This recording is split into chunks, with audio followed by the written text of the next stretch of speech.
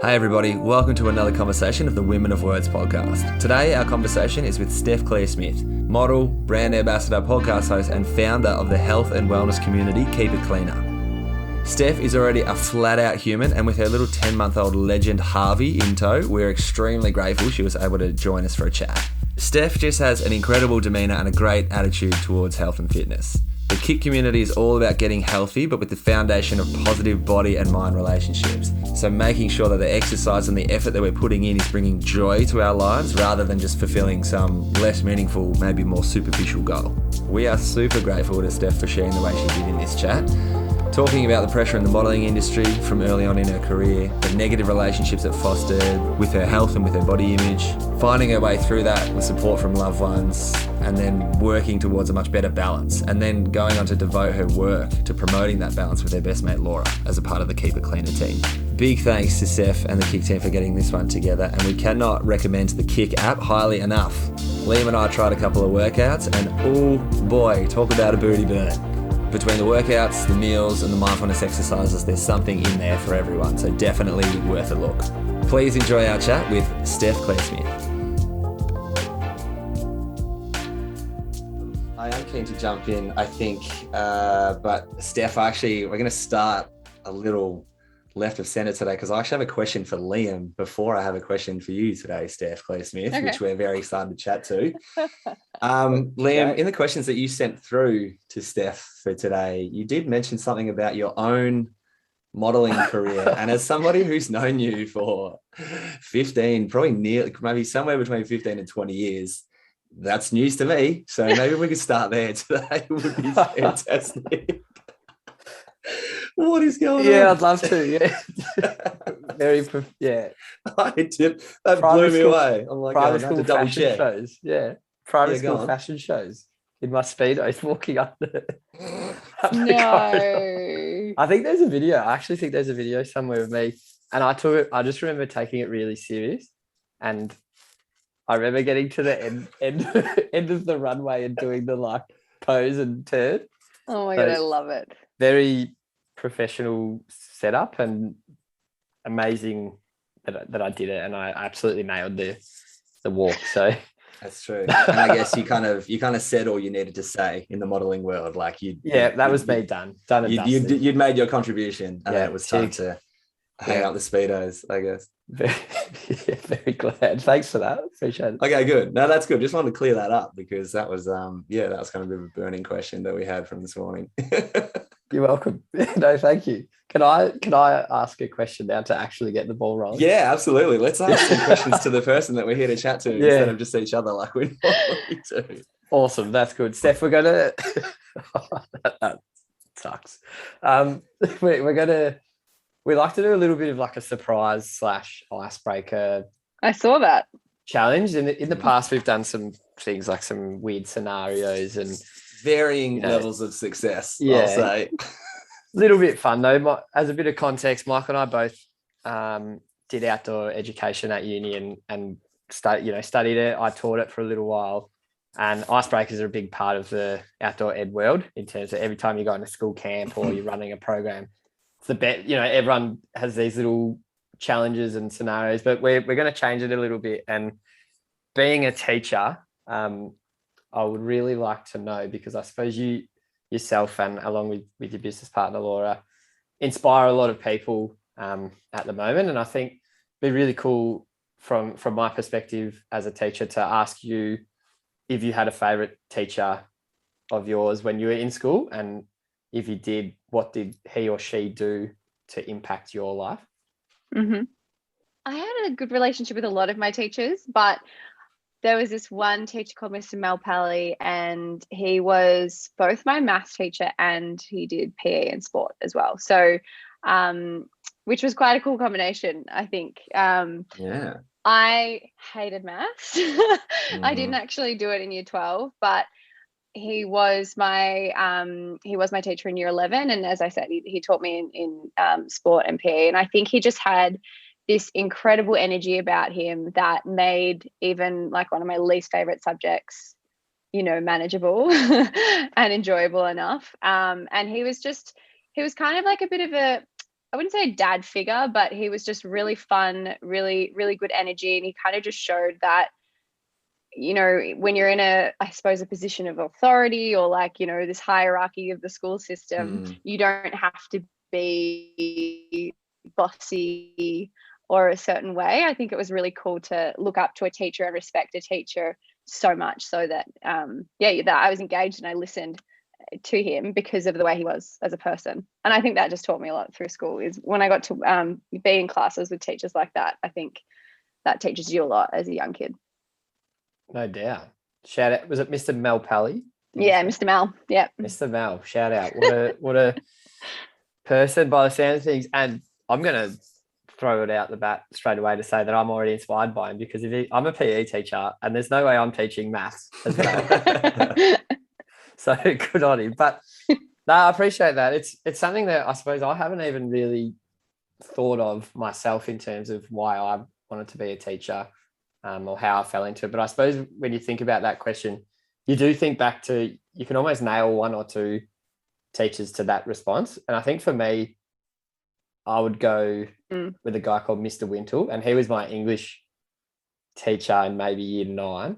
This guy was like a stalwart of the school that we went to, Steph. This guy, like, yeah. No, he's old man. I'm talking like senior. You're talking Wally Wintle. Okay. Like this family have been there for decades and decades, and this guy was older bloke, but same thing, just inspired and just connected with every single person.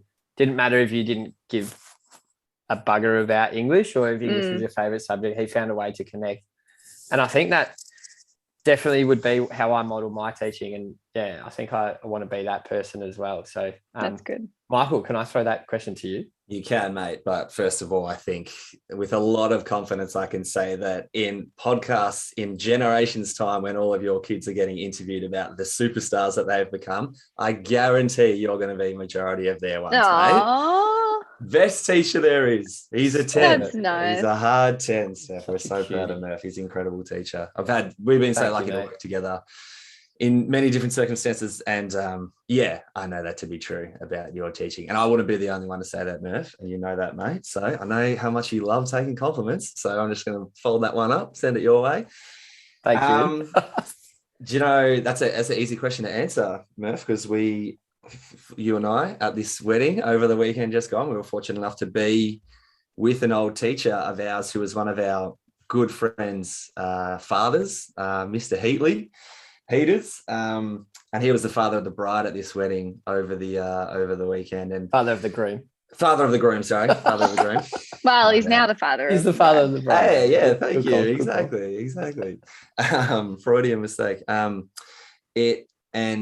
Seeing him sort of take the stage and make his beautiful speech, you know, sort of introducing Alicia into their family, and just by way of connecting the two families, it really took me back to like being in his class, like back in high school, where I was so heavily impacted by him. I think just his overall demeanor. Ironically, like he was my RE teacher, and I wouldn't consider myself a particularly religious person, but I don't think RE, yeah.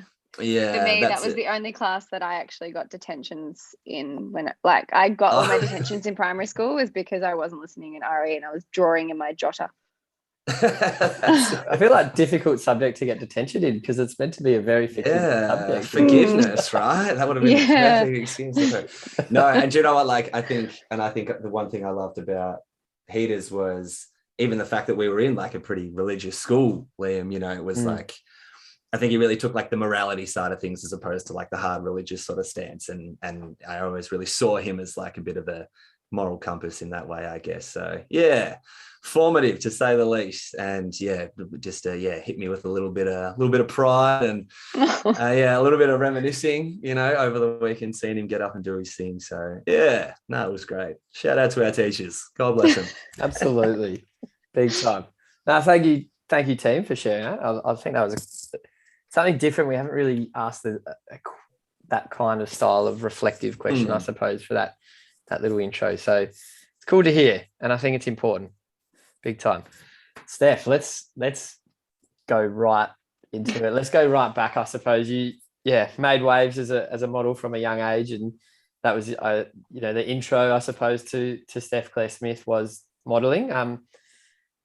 we sort of mentioned that, like at those early stages, you're tall, blonde, super fit, really healthy.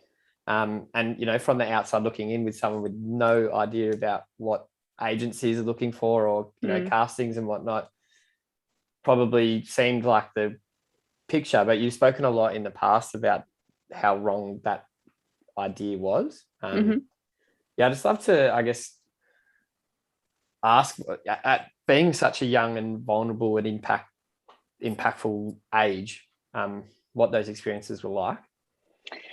Yeah, so I mean, I suppose I started modeling when I was, actually did kid modeling. So when I was in primary school, I was pulled out of school a few times to, do the Barbie magazine or Target catalog. And that was so much fun. And I only did that for a couple of years, and then I was, back full time at school. But it was funny hearing you mention your high school modeling journey, because I often was the same. Like, if my friends, I did a lot of studio arts kind of creative classes, and I was always putting my hand up to be someone's muse or model or whatever to, I suppose, practice, because ever since doing it as a kid, it was just something that stuck in the back of my mind as a bit of a dream. And funnily enough, when I was finishing high school, I wasn't a super academic person. I was really into all of my creative subjects and my health and PE. And when I really thought about what I wanted to do, funny thing was, one thing I was considering was being a PE teacher. And there was just something I really loved about that idea. But I still had this really strong passion to try the modeling industry, and to give it a real crack. So I decided to have a gap year, started modeling in that gap year, and I picked up a lot of really great regular clients that were booking me every week. And so I ended up being pretty busy pretty quickly, I was very, very fortunate for that. But that was all I knew. It wasn't really till I started talking to a few other models that I realized that I was actually at it, and that I had a few clients, and that was really cool. So by the end of that year, I was kind of like to mum and dad, hey, I want to continue to do this. I want to see where this goes. This is really exciting. And they were really, really supportive of that. And I had a lot of aspirations to go overseas. And I think when I went overseas, that's I suppose when the bigger picture of modeling really hit me, and I started to have to really I suppose I grew up a really confident person, and I was able to see modeling kind of for what it was, and it was a bit of fun. But once I went overseas, I tried to take it a little bit too seriously. I put a lot of pressure on myself, and I started to fall into a pretty bad relationship with my body, with food, with exercise, and it was all for external reasons. A new agency over there that didn't really see me as a person, and put a lot of pressure on me. And because I was so excited to be there, I just wanted to prove to them that I could do anything, and I could lose that weight that they wanted me to. And the funny thing is I lost all this weight, and I also lost a lot of confidence. So I was the skinniest that I'd ever been. I certainly wasn't the healthiest. Like, I suppose depends who is defining health. But the way that I define health, I certainly was my unhealthiest, particularly mentally. And it really wasn't until I came home and surrounded myself with friends and family, and still had a huge passion for modeling, but started to focus my mind on other things. And we started Keep It Cleaner, Laura and I. And that was how I really found myself again and worked through that journey, which it's never ending. I'm not at some perfect destination. But it's really nice to be in a place, especially the last couple of years. I've felt like I'm in such a good place with food and exercise. And I think because I've been through a time where that was not the case, I can really look at that and be proud of that. That's awesome. I guess, I mean, it's something that, and you're right, I like how you put it, that it's not like you arrived at it and now you're there and you just exist in that perfect little cycle. Like, it's just, it's always so ongoing. And I guess that's like the self-development space. And that's what, we really endeavor for conversations like this to be a part of and be contributing to, is that, as a bit of a tool for reflection for us. I mean, Liam and I get probably more than anyone out of these conversations. It's so great. Maybe a tiny little sidestep from that, only just to talk about your experience overseas. So were you in the States? Were you living over in the US? Yeah. So I was in LA for a couple of months, and then I didn't really enjoy it because it was very sceney, and you had to go out with people to, I don't know, meet people and make things happen. It was just I just didn't really like LA that much. And I had a couple of girlfriends that I'd become close with, and they were kind of going over to New York, and I'd always wanted to go to New York, so I was like, yep, I'm coming with. And I spent about probably about 7 months in New York. And it was a pretty cool city to be. 100%. And I guess because where the question sort of comes from is, I've been super lucky to chat to a lot of Australian musicians and artists and stuff that have, through chasing bigger and better dreams, I guess, or just chasing whatever's next as far as their career goes, like making that trip over to the US and to the States. And it's an interesting thing because obviously you talk about, some of these, these pretty negative experiences that you've had over there. And it's an interesting thing because a lot of these artists will sort of compare the way that they're perceived in America versus the way that they're perceived in Australia, and really consider America like a lot more of an open and supportive sort of place as far as people that are like trying to pursue some creative sort of career. I guess like what I'm dancing around is that like basically tall poppy syndrome doesn't really seem to exist over in the US or not in the same capacity that it does back here, which I think is a pretty, I'm sure we'd all agree that to a certain extent, it can be a pretty poisonous sort of attitude to have towards anybody that is, striving for success or who is standing out amongst a field of shorter poppies, as the saying goes. But so was that like, did you, and I couldn't equate the music industry to the modeling industry exactly, obviously, but does that ring true to any of your experience at all? I mean, I've been fairly lucky with the relationships I've had, both in, the Australian market and overseas, with the people that I worked with and the people that I met, both models and clients. I've always felt really supported, even with, models that for years I was up against and going to the exact same castings because we were kind of the same look. They're still some of my closest friends. So I think it might be maybe a little bit different, but that could just be my personal experience. But I think what I found, like the pressure that kind of what happened for me was when I went overseas in the modeling world, when you do something like that as an Australian model, you're going over to almost turn your title into international model. You want to go over there and make a name for yourself so that you can come back and, impress the market that you're already working in. And so that was kind of what was really pushing me to stay there and to keep trying and to keep impressing my agency over there, because I really didn't want to come home until I had proved that to myself. And it really did take its toll on me. And it wasn't until like right towards the end of my trip that I was like, I've, completely lost who I am. And there's nothing wrong with the work that I do in Australia. I love my clients. I love who I work with, and I miss them so much. And so, it was a huge kind of leap to just ignore that pressure that I put on myself and just come home. And, I had to have I found them awkward, but conversations with other people in the industry. And they asked me, so what jobs were you doing over there? What clients did you get to work with? And my list was really short for the amount of time that I was there. I really didn't get to work with that many people, because for a lot of that time I was taken off the books of my agency until I lost a certain amount of weight. So it felt really weird. It kind of felt like in a way I had failed. But as soon as I came home, and as I said, I was kind of with my clients that liked me for me, and my agency who supported me in the way I wanted to be, until I kind of felt confident again in that space. There's so many. Sorry, Michael. That.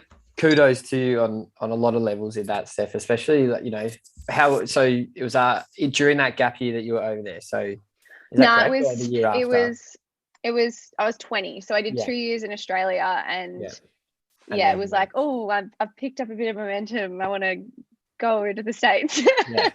And 20, that's what I mean. Like, is just, oh my God, 20-year-old Michael and 20-year-old Liam. Oh, and same with me. 20-year-old Steph is a yeah. very different person. But I Okay. think, especially in the modeling world, like 20s kind of, that's on the older side for Yeah, see, that's for a crazy. new model. So, Yeah.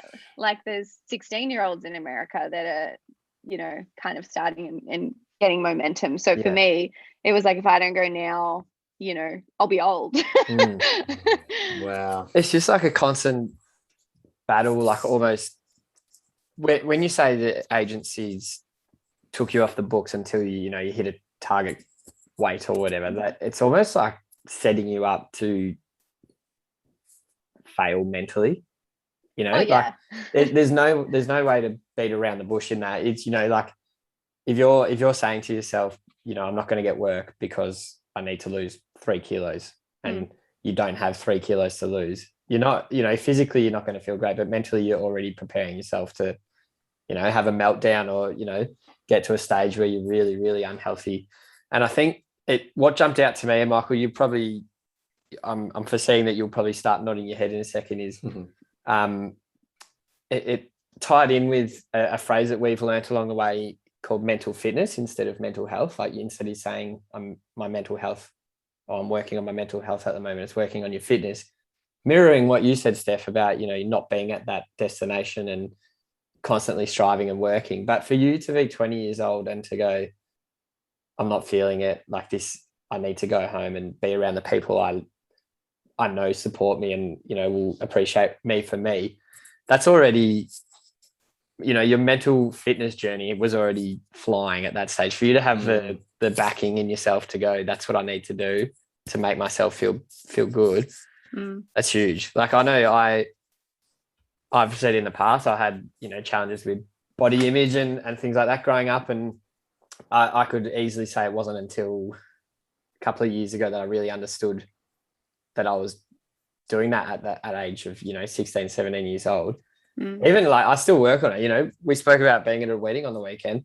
On the Thursday night before I left, I was trying on shirts for my suit and I was cracking the shits because I was like, oh, this shirt doesn't fit me anymore. I want to wear that.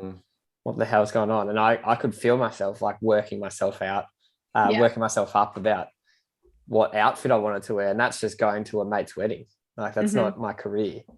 Wild. But yeah, so there's heaps in that stuff that for you to understand that at such a young age and then act on it as well is pretty powerful.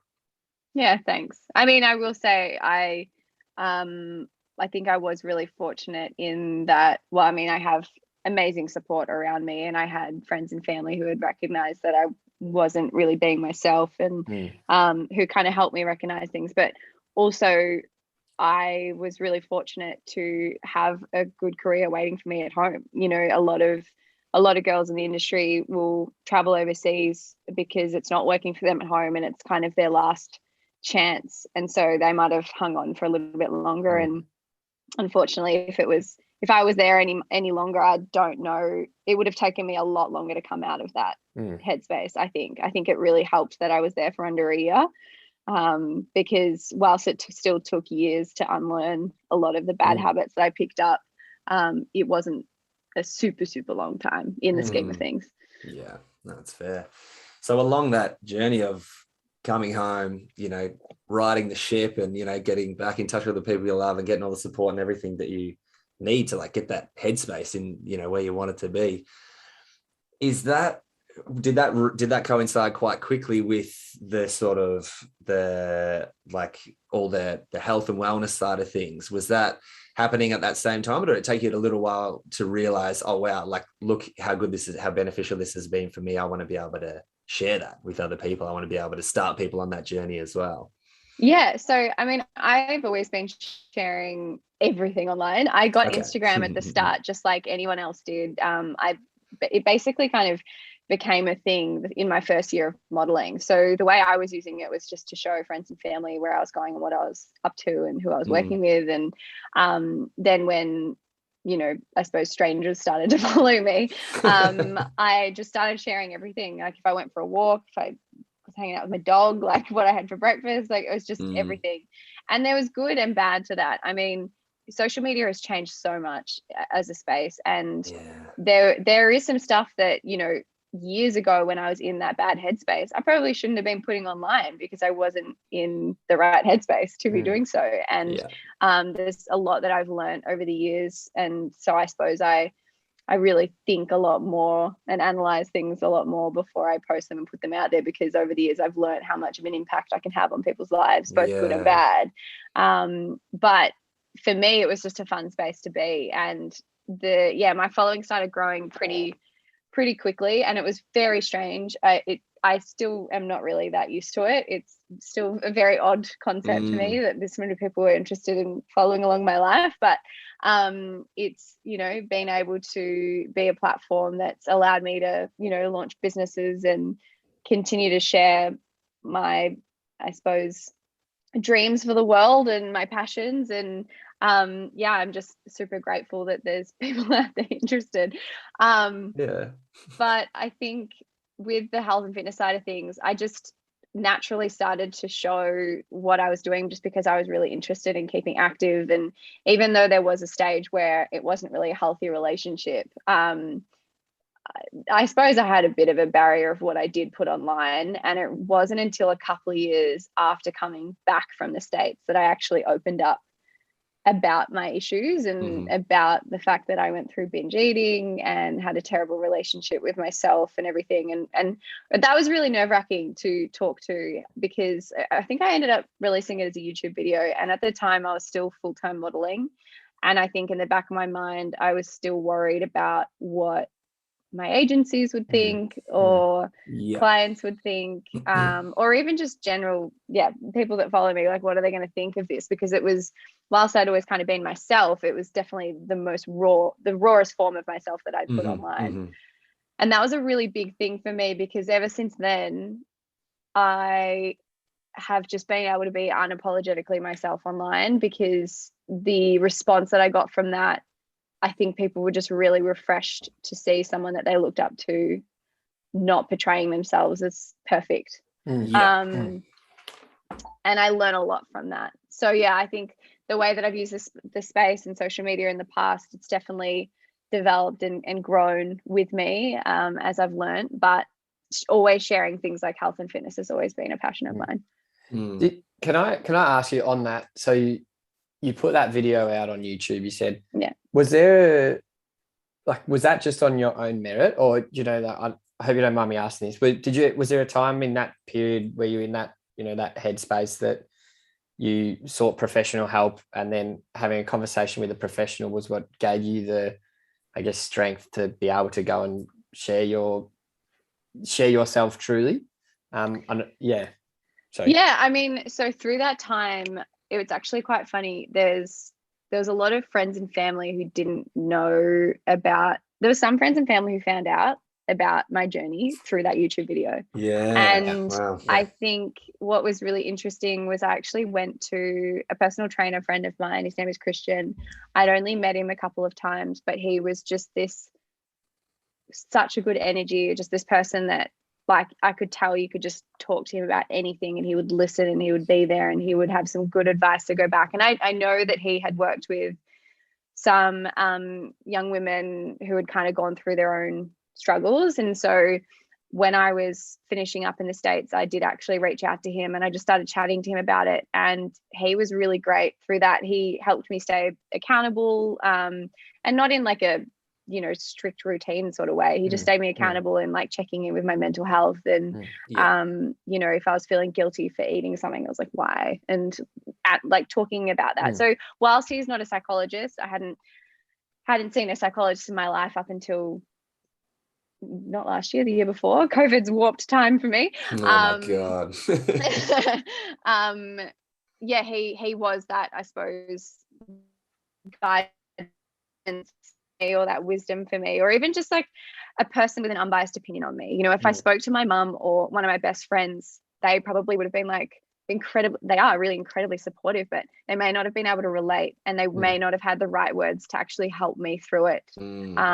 So I think that was something that kind of opened up my eyes a little bit, because I had nothing against my friends and family. It's not why I didn't talk to them about it. It's just that I think when you're in a headspace like that, you really just need some external external person to just tell you how definitely. it is. It's like an objective, the objective set of ears is like, I mean, that is what a psychologist is. Yeah, exactly. They're mirrors for your time. I mean, my therapy is talk therapy. So like, that's exactly what it is. They're literally just a sounding board, but they're an objective set of ears. They can separate themselves from the situation a little bit and say like, well, hang on, this maybe is justified.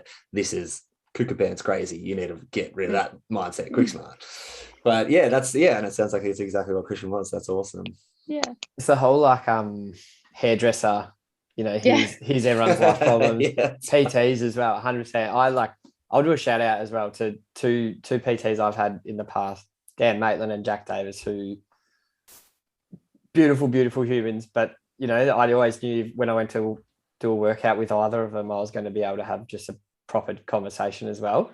And that was before I had seen a psychologist as well. So it is really interesting to hear the, similarities in some people's paths. And I think PTs, and I don't know, I suppose they spend so much time with so many different people that they would hear so many experiences and then be able to, like someone might say, well, but this worked well for me, so I'm all right now, and bounce that advice across. So it's really cool. Yeah.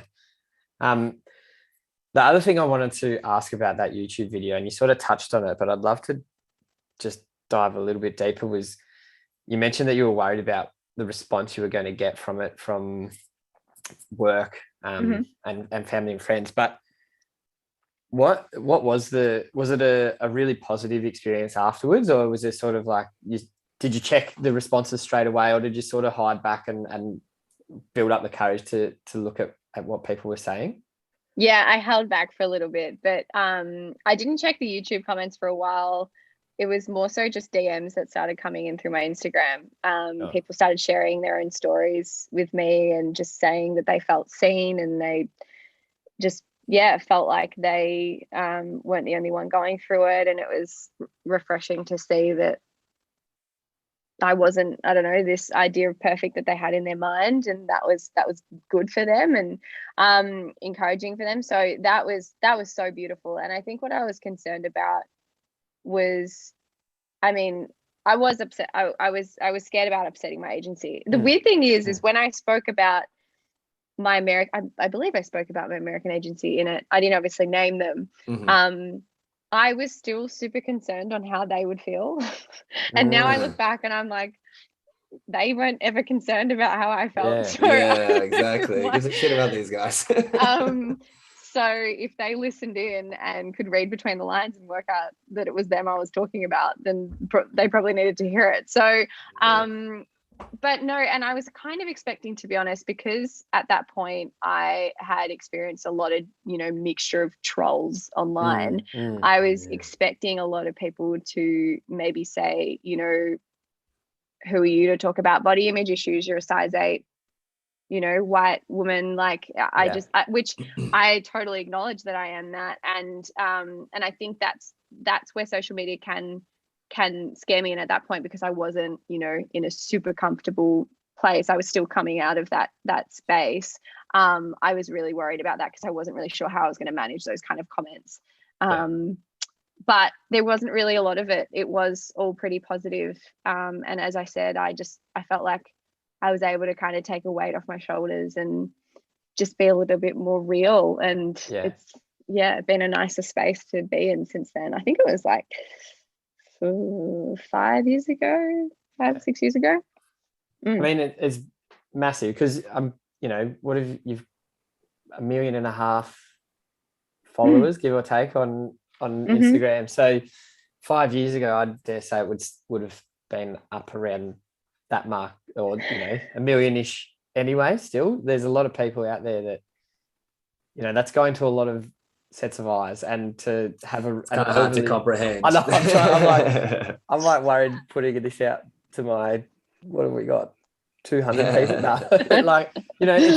It takes guts to be able to do that, and then to just acknowledge that there's obviously going to be some people that will just be like assholes, just that it is what it is, and those trolls that you mentioned that'll call you whatever they need to do, say it. But to acknowledge that, you know, the overall response was positive is really humbling, I suppose, to hear. And I guess that's why we're doing this as well, because from what we've taken from all these conversations is that everyone's acknowledging that this, you know, these conversations are the real conversations that need to be had, especially as, you know, for us as men, to be able to speak openly, which is, you know, obviously stereotypically not what we do.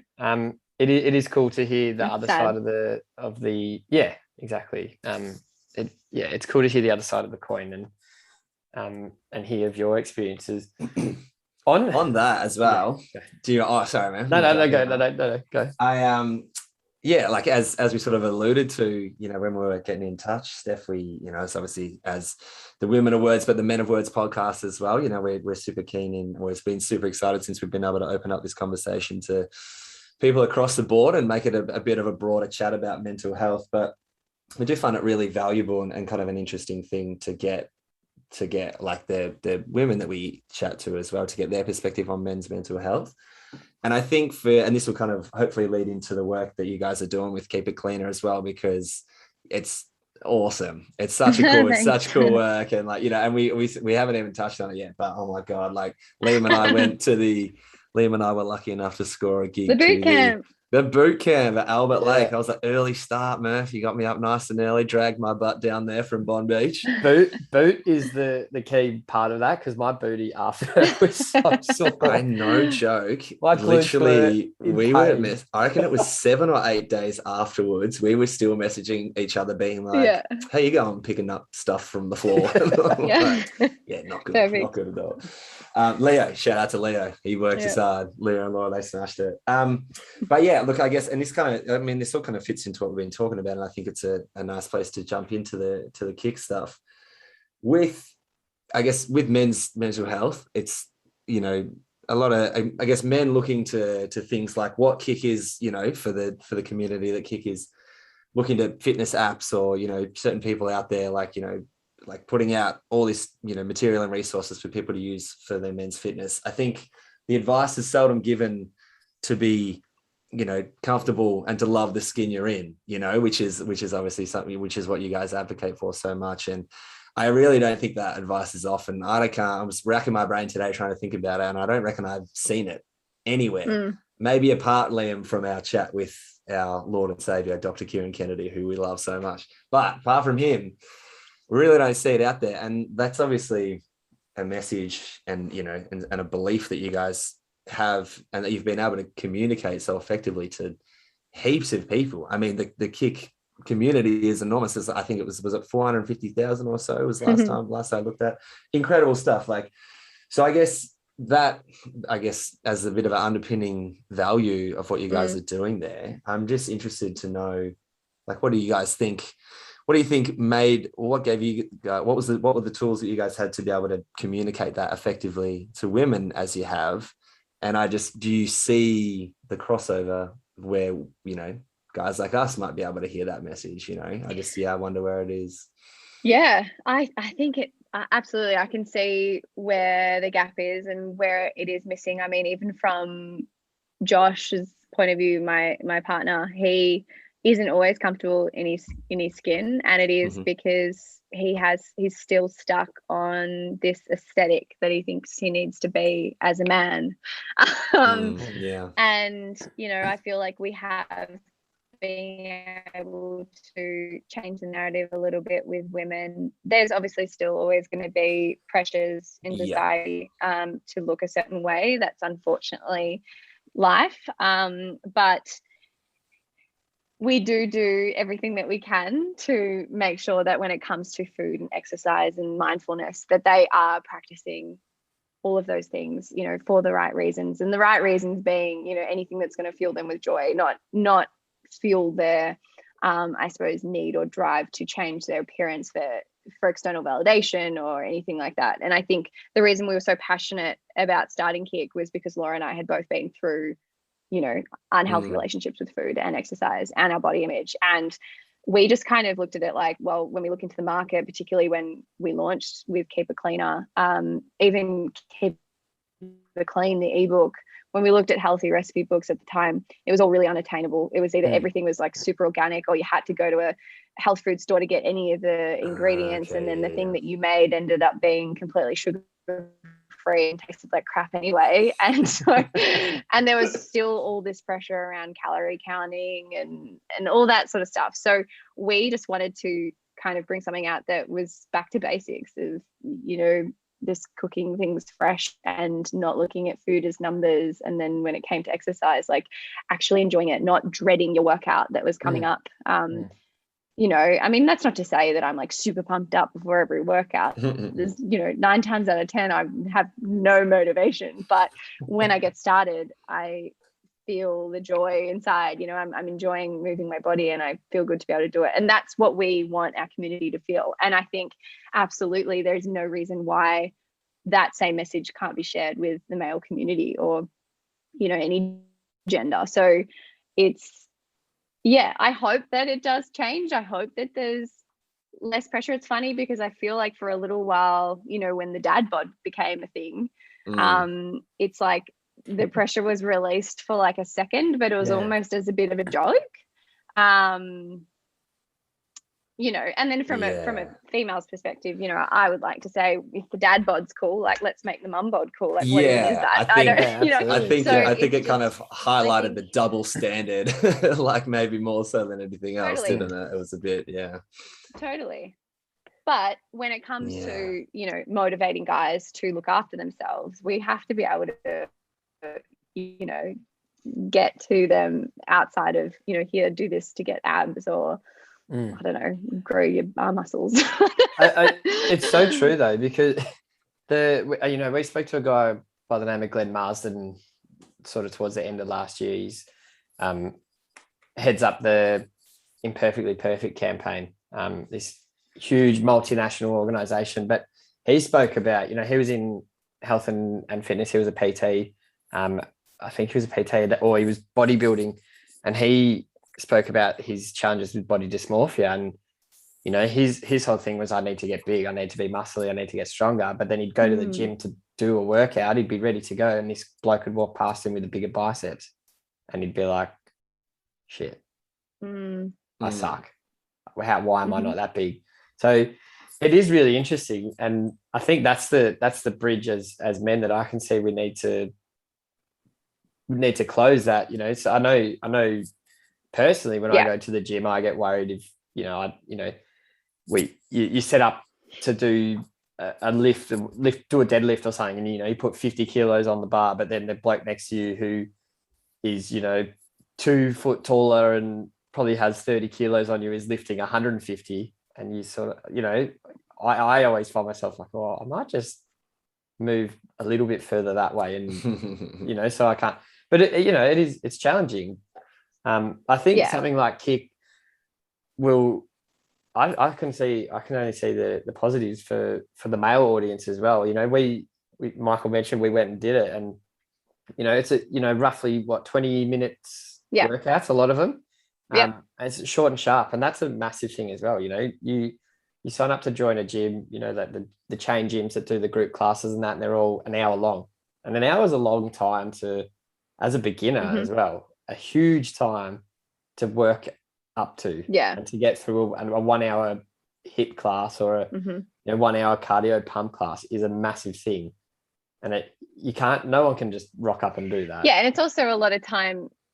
No, and it's also for someone who's just starting out or just trying to find motivation, you know, that amount of time, it's not even just the amount of time that class takes, but it's also the travel to and from, and like getting gear on and everything. And I think that's why, you know, the workouts are short and sharp, and there's nothing easy about them. Like, they are 20 minutes, but they're solid 20 minutes. And that's absolutely okay to do on your own. But if you're coming to the app as someone who is used to moving your body for 45 minutes to an hour or whatever, a lot of people, you know, choose to workouts and put them together, or do a bit of a run warm up and kind of piece it together that way. So it's really for everyone. But I do think that what you said about going to the gym and, you know, comparing yourself to someone else lifting, what we've seen in our community through the women who share their stories is it's like they, you know, cancel their gym membership for a while. They did kick at home. They now can confidently they still follow kick, but they do it in the gym space. and they're okay with it because they've become confident in themselves and have worked on their fitness in their own kind of space and not worried about those around them. And I mean, it's even for me, like over COVID, I wasn't able to go to my yoga studio and I was just doing kick yoga a couple times a week. And I had not realized how much my yoga had improved. And then I went back to a class and I was able to do like the whole thing with my eyes closed. And I just felt so good about being back in that space and being able to practice. And yoga is one of those things, I think when you're starting out, it's quite intimidating. You do automatically compare yourself to those around you. And like there's people who can do the splits in there and like handstands and everything. It's hectic. And so as a beginner, it's very intimidating. Absolutely. But I was really proud to be able to just go to a class and have none of that comparison, you know, taking away any of the joy from the class because I had built up my own confidence in my own time. So good. And I think that's such a cool thing about what you guys are doing with Kick, because the incorporation of like not just the fitness side of things, I think definitely, you know, and look, I'm far from a gym person for a lot of the reasons that we're talking about. But, you know, like I don't see quite as much of a crossover between like the health and the mindfulness stuff, like, you know, like the healthy eating stuff and the mindfulness stuff and everything with the exercise. I think people might maybe men are more subject to like compartmentalizing those things and be like, no, this is only this part of my day. But they obviously all, if they're the goal of all of them should be to, you know, elevate your overall joy and elevate your overall happiness, right? So like, of course there should be crossover, and of course, you know, if it can exist in the same place, like it's such a great thing to have, I think. Thanks. And and it's just we're dancing around the question like, when is the Kick coming out for us? That's all. Well, I mean, honestly, like whilst we are obviously targeted at women, anyone can do Kick. And as you guys saw, like you came to the event and you had a good time, and often people's partners or brothers or, you know, do come to the event and they are taken back and surprised by the workouts. 100%. And anyone's welcome. Like anyone can kick it for sure. No, that's so true. Very, very true. And I guess even to lead into like something else to sort of want to talk about as well is so my partner, she's been enjoying some of the Kick activities and exercises and stuff. She's also 8 months pregnant as well. Oh, congrats. Yeah, thank you. Yeah. So she's like, so that's been such a cool thing, because I know that was like a tricky thing for her. You know, she's, especially through COVID, like has been relying on YouTube and various apps and things like that to sort of like, you know, lead the way as far as workouts and things like that go. So, but wasn't, I guess, having as much luck finding some stuff in that sort of like prenatal time that she's in, or the very pregnant time, as she likes to say. But it's cool. She's had nothing but good words to say about it, which is awesome. Like that's just, I don't know, that's not really affecting me that much, but I'm just so happy that's nice. That's out. Yeah, that makes me really happy. I think, like, you know, going through it myself, even as someone who knew their body really well, was really in tune with their body, I had a certain routine I was used to, and I've worked with a lot of different PTs in my time and done a lot of different types of exercises. Even me, in my first trimester, I was Googling like, what can I do? What can't I do? And I was so nervous about moving my body and doing the wrong thing. And there was so many mixed messages online and so much misleading stuff as well. I think that was the biggest thing with Kick Bump. We just wanted to educate women and to empower them and to kind of make them feel like they really can tune into their body and know what's right for them and kind of go from there. So I'm so happy to hear that she's enjoying it. That's awesome. Nah, it's perfect. And that's true, because it's like, there is not a one size fits all sort of thing. No, everyone's different. Yeah. And obviously with, I think that the foundation of that you guys have of that positive body image and positive like body, you know, fitness association that you have with yourself above all else, like that being the underpinning value of the whole thing is, it's just very reassuring, I think, for not only for like Lucy to have for herself, but like it's reassuring for me to have for her as well, because I of course know that she's going through this crazy change, and it's like, you know, it's like, you know, her body hasn't looked like this before, and that's a hard thing that's got to be a difficult thing for people to, you know, to sort of reckon with. So awesome, nothing but praise. Thanks. big praise from Michael. you felt. I saw you smile then. That's what I felt when he tells me he loves me sometimes. That's right. Steph, you mentioned Josh just before, and Mm. one thing I want to say, you said Josh, you said he has like challenges with like the aesthetic of what he thinks a man should be. Mm-hmm. I just want to lighten that phrase one sec, because I've seen his posts on his lawn and his house, and he is nailing every aspect of being a man and looking after the lawn. Oh my I'm god. so jealous. Mickey, if you haven't seen it, it is lush. No, We've I got a recently few mates that are Yeah. really That is so caring funny. with their grass, and I'm trying, but I have a 1.5-year-old border collie puppy. Oh yeah, no, it's the worst. It's going your lawn. I know it's really tough, but hey, he's doing well with his lawn, so you can let him know that's working for him. He'll love that. He'll love that. One thing I do want to ask about your relationship with Josh. So Michael mentioned his partner Lucy, 8 months pregnant. They've been together for what, nearly 10 years? Yeah, 10 and some change. Yeah. Engaged to be married, and myself, I'm engaged to my partner Amy. We've been together nearly 14 years now. So, since we were in high school, been through the ups and downs of everything. And one thing I'd love to know, with you and Josh, and having such a big, I guess, powerful audience or presence on social media, and being up on billboards and on TV and things like that. I'm wondering, that lifestyle of people recognizing you everywhere and living that life, has that come with any challenges in your relationships with Josh? If you're willing to share, and obviously if not, please just let us know. But nope. No, yeah. So, well, Josh and I have been together almost 10 years, and we've known each other since over like maybe 16 years. We've been family friends. Right. So very, very close. He's been with me from the beginning. He's seen it all. So I think because we started dating, right when I started modeling and right when Instagram became a thing, we've both kind of gotten used to having a platform and having a voice and having a following at the same time. So when it was all crazy and new for me, it was the same for him. It's not like it's not like I was kind of known and then he joined my life and had to kind of deal with it.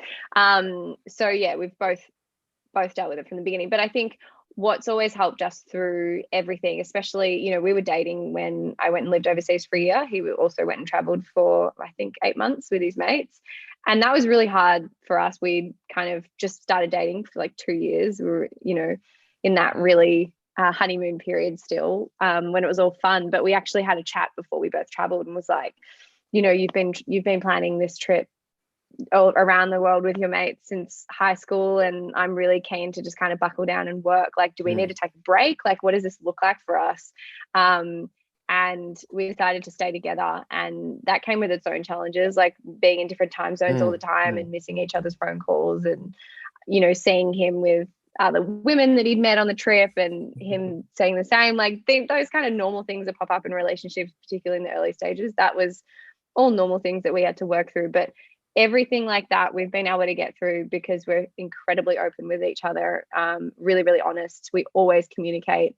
And that's one thing that I will say with Josh, when we're talking about men's mental health, he is so open with his mental health, and not necessarily to everyone. He is also a very reserved person and likes his privacy, but he's always been so easy to talk to, and I always know how he's feeling. Like, he's never scared to say exactly how he's feeling in any given moment. And I really appreciated that throughout our whole relationship, because it's made working through things a lot easier, because I haven't had to like try and work out what he's thinking or how he's feeling, which unfortunately I think, because a lot of guys do put that kind of strong front on, and they don't want to show their vulnerability, they can be hard to read. So yeah, I would say that throughout everything, all the challenges that we've faced as a couple, and it's just been because of open communication and everything. Vulnerability has got us through. No, that's awesome. And you sort of took that exactly where I was hoping, in that, being able to read each other and and especially for you to be able to understand when Josh is, you know, if he's upset on any given day, or if he's faced with a challenge that he's really struggling with, and your ability to understand that and cope. And I guess that is something that Mike and I constantly reflect on with each other about our partners, Lucy and Amy, is that, you know, we're so thankful that we have these two amazing women in our lives that can, you know, that have our back, and we know that. I think probably to echo what you were sort of saying, Steph, I was probably definitely one of those guys that for a long time was like, nah, I'm good. I don't want to bug you. I don't want to bring you down with me. I'm all good, sort of thing. And Amy knew that, and she could understand when that was just, okay, yeah, I'm sweet, or whether it was like okay, yeah, you're saying you're good, but you're not. Yeah. Which is saying I'm, you know, forever grateful for. And it is cool to hear that other side of the coin. I said that phrase before, I know, but to hear that perspective on a relationship with someone like Josh, who is willing and able to chat through things when needed, it's really, really cool to hear. You then, so you guys been together 10 years, you said, married at 25. Was that always the plan? Was that always in the making, or was there sort of like after those formative years, a couple of years together, that started to realize how like real it was? And yeah, well, I mean, so even before I was with Josh, I had in my head that I was going to be a young mum. Like I've always loved kids. I've always loved babies. And I just really, really was passionate about being a young mum. But it was really, really strange, because if you asked me, like when I was like 15 in high school, I would have said to you, yeah, I'm hoping to have a kid when I'm like maybe 27. And I ended up being 27 when I had Harvey. Yeah. So it was very, very strange. I promise, like I did not actually mean to do that. It just worked out, manifested it from a young age. Yeah, that's right. But yeah, when it came to our relationship, I think, so we started dating when I was 18, and we both traveled. And it was when we came back from traveling and I was used to living on my own that I was like, I need to move out of my family home. Like, let's go rent somewhere together. And that's when we moved out. So we were dating for about 3 years when we moved out, and we got a dog straight away, Ari, who's our baby. And I think from there it just kind of, I mean, we were dating. He was my best mate. He still is my best mate. And I think it was just really beautiful foundation of friendship that kind of, we knew from the early stages that we're probably going to be together for the rest of our lives. It sounds so corny, but we just kind of knew. And so I think it was for like probably 2 years. I was like, so when are you going to propose? Like after we'd been dating for like 5 years, I was ready. But yeah, by the time we got married, I think, we'd been together for about 7 years, and it just felt right. It just felt like the right time for us. I don't think there's any right or wrong time, but for us, we just knew we didn't want to be with anyone else, and we'd traveled the world. We had a house together. We had our dog. It just felt like the thing to do. And then Harvey came. Yeah, that's it. And so with the arrival of Harvey, obviously a pretty steep learning curve for along in a lot of ways, I can imagine, and I'm fully expecting as well for it to be a very steep. Yeah, get ready. Yeah, that's it. Whatever ready is. Oh my god, this is a scary term at the moment. So with that, I guess, like, maybe even sort of covering that men's mental health space as well, and sort of like the supportive partner side of thing, which is obviously what I'm hoping to be. What do you have has there been any kind of like realizations or like a sort of like reaffirming things that you sort of were expecting going in that have been really positive and have really helped you along that sort of like, for the first 10 months with Harvey, and from both sides of the coin, I guess, for Josh as well? Yeah, I take my hat off to Josh. He has been so patient with me. I think I definitely, I mean, it's a struggle for the both of us. Like being sleep deprived is not a joke. It's the hardest thing a human to go through. It's very tough, especially when it's been like 8 or 9 months worth of it. But and it's hard because we've both been balancing it together. That's had its like pros and cons in a way, because it's had much more pros. Like, I'm definitely super grateful that we've both been able to balance it. And I know, you know, he is too. It's quite rare that both partners get to spend as much time with their baby as they do, as we have in the first year. So definitely not taking anything away from that. But because we're kind of sharing the load, it means we're both not sleeping and we're both struggling through the day. Whereas, like, I've got a couple of friends who, you know, in the really tough points when maybe the baby's teething or it's the early days or whatever, their partner might have like gone and slept in a separate room or put earplugs in or whatever, because they might have been working the next day, and that, so then they'll wake up and take the morning shift because they're feeling really fresh, and balanced it that way. But yeah, so it's been amazing, and I take my hat off to him, because I've been on a roller coaster of emotions, and I'll blame hormones, but also just, you know, it's a totally new experience, obviously. Exactly. And he's really good at keeping calm when I'm not so calm.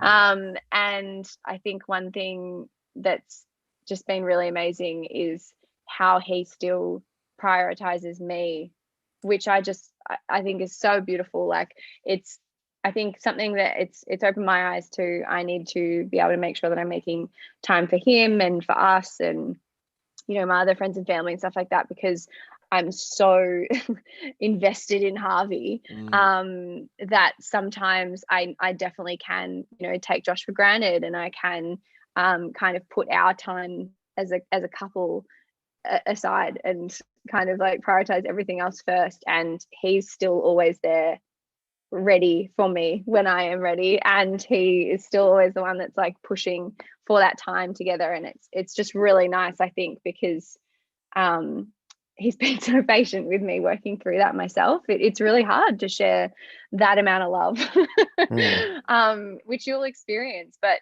it's when we have had those times together where we have just been able to be ourselves again and kind of remove ourselves as parents for like just an hour. It's been really, really nice and really rewarding. So I'm super grateful for him for so many reasons. No, I love it. That's good.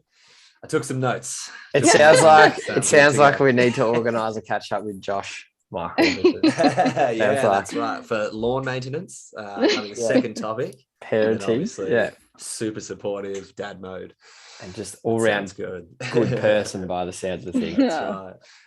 We might start to round out with one or two more questions, Steph. And one thing, I suppose, being a conversation on mental health and well-being is the importance of a support network. And when you are going through those challenging times, or, you know, find yourself waking up and just not really feeling it, what your go-tos are in terms of possibly your support network who you speak to, and then even some strategies that you find work well for yourself. You know, it might be exercise, going for a walk, or reading or writing. You know, I'd love to hear I guess support network and strategies that you use. Absolutely. I think like having people around you that are there to support you and bring you up when you're feeling down is absolutely the most important thing. And for me, it's the biggest thing that can change me from being happy, from being sad to being happy, sorry. And I think for me, those people are obviously outside of friends and family. You know, when it comes to working on my mental health, we're really lucky. Even through the KIC program, I've got to meet some experts in their field, and Meg, our meditation coach, or Ash, our physio, who actually was funny when you were talking earlier about how often you talk to your PT or your hairdresser in that kind of way. Ash, I just like offload a lot every time I have a physio session with her, and I certainly did that today.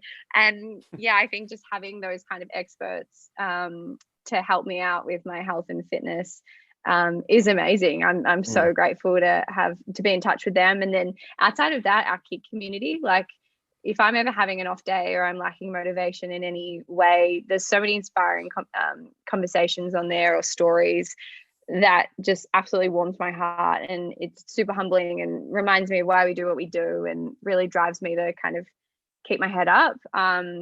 So support network is everything. But outside of that, for sure, for me personally, moving my body is something that makes me tick. It makes me feel like me. It doesn't have to be, you know, a workout. It could, or like a intense workout. It could be a short yoga flow. It could be a walk around the block with my dog. Like any way that I move my body I know is good for me. And I think I enjoy it so much now because I have such a different reason for doing it. I used to dread workouts because it was for one reason only, to lose weight and to burn as many calories as I could in that time. And so I think being able to kind of use it now in such a positive way is super cool. And other than that, I like having baths, listening to meditations, listening to jazz music because it reminds me of my grandpa and my dad, and watching Disney movies. Hell yeah. Yeah. Disney Plus. I think that Yeah. was my greatest contribution during COVID is I actually started paying for one streaming platform and I was just doling them out. I'm very 10 grateful for accounts that. to all of my Very mates. grateful. Watch the Disney movies. Murph, I know for you it was the Star Wars movies, mate. That got you through. You still got an account on there, I'm pretty sure. Yeah, 100%. I was watching you it do. the other day. I'll pay you back one day. That's awesome. No, that's really so cool. Yeah, no, definitely. Definitely. Thank you for sharing that. I think the physio thing is quite funny. Yeah. I think thinking about that as well, I would agree that I've probably spoken about things that my physio didn't need to hear, but I think it's because they like poke and prod and hurt you enough that you're like, yeah, it's not that bad. It's not as bad as this. My sister's a physio and she used to I used to take advantage of that so bad. Like after a game of football, I'd get her to give me a back massage and she just knew how to hurt me and it was brilliant. But yeah, I think she knew how to fix you as well. Yeah, fix me. That's probably a better. Yeah, thanks, Kato. No, I appreciate that. Legend. Good call. Good call. That brings us right to the end, Steph, and we might round out with our, I guess, like a little final challenge for you if you're happy to do so. Inspired, I guess, by the guys at the Resilience Project. So yeah, big love to Hugh and Martin there. And have you done any work or have you spoken to those guys before? Yeah, I've been on the podcast with Hugh and we've had him on the Kick Pod as well. Oh, of course, you were on. Yeah. He is a superstar. I met Hugh last year for the first time at a teacher seminar. I think I told you about this, Michael. Martin called me out in the middle of the freaking seminar and maybe stared up and I felt the whole world just stare at me. Right, it was amazing. It was humiliating, but it was unbelievable because it started some really cool conversations. But I got to chat to Hugh afterward and he is a legend. They're both absolute superstars. But one thing Martin did was, he sort of inspired me to take charge of the words "I love you" and to use them really powerfully with my friends and in particular my male friends. And one way to do that was to make a phone call and pick a random mate that maybe haven't spoken to for a little while and tell them I love them and tell them why I love them and what they mean to me. And I'd love to throw that challenge to you, Steph, and you don't have to do it on a phone call. It could just be a little stare down the camera and tell a friend that you love them and what you love them for. And we can would absolutely love to chop the footage out and send it your way to pass on to them. But if you're willing to do that, we'd love to hear that. Yeah, of course. I love that so much. I think it's so important. So I think the mate that I'm going to shout out, her name's Martha, and she has been one of my best mates since year 7. We used to walk to and from school every day together. And she's just always been there. I don't know how else to explain it. And if I'm talking to her, Martha, thanks for always being there. I could honestly go to you for anything and you're always there. You always say the right thing, or even if you don't say anything at all, I just can feel your warmth and support in silence. And, we've had very different lives since high school, but there's so much love from both ends. And I think it's something that I always am super grateful for is you holding on to our friendship. I went through years where I definitely prioritized work over catching up with friends, and you always kind of stuck by me anyway and still checked in, and the amount of times I had to say no to events and you still kept inviting me. And through that period I do regret a lot of that, but it's just been awesome that you stuck by me that whole time. You're just a legend inside and out. I have so much fun with you every single time we get to catch up, which isn't as often as I wish it could be these days, but I'll always love you a lot. Yeah. Very nice. Beautiful. Go, Martha. What a jet. Big love. That was like a little full circle moment from the start of the conversation, talking about your teacher back to school with Martha. That's awesome. We love our friends, and I think those are the really special ones, the ones that we know we can count on no matter what. So yeah, that was really nice to hear, Steph. Thanks for that. Oh, you're welcome. Thanks for making me do that. That's cool. A little bit. I don't know if that's out of your comfort zone or not, but I know for me I still get flutters. I still get hot flushes, and especially on the phone call when they you hang up and they call back straight away, and you can tell they're like panicking. But it shouldn't be that way. It should be normal. It shouldn't, should it? Yeah, you're so right.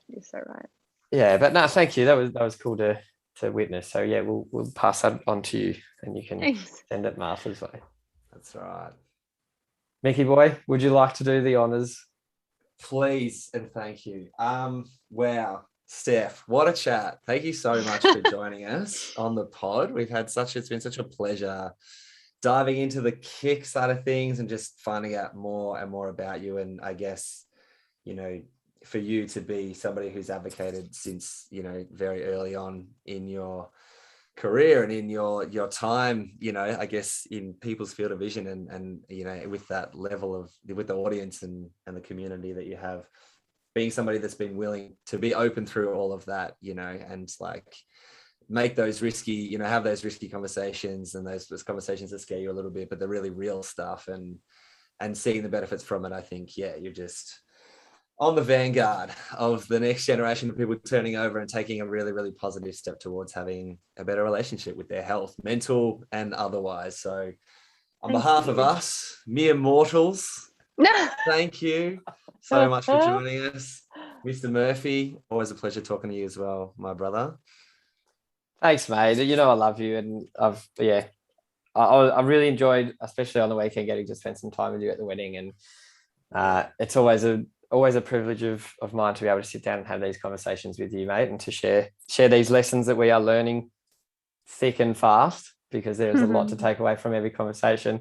Steph, I'll mirror Michael's sentiment, mate. It was a real privilege to sit down with you, and thank you as well for responding in the first place to a message I flicked you, and I'm sure you probably get thousands a day. It was really humbling to see how keen straight away you were and eager you were to support us in this conversation. So thank you for your time, and I'm glad we could make it happen. I know. Thank you for being flexible. And I just want to say thanks for having me. I was keen to come on because I think it's just really important that there's more people who make the space and the time for this. So thanks for having a platform like this and having these conversations. You guys do an awesome job. So I was happy to come on. You're a star. Thank you. That's very kind. Appreciate that.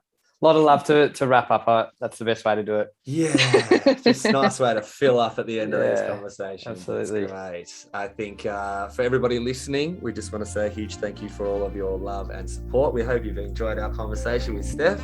This is the Women of Words podcast, where the little conversations can make the biggest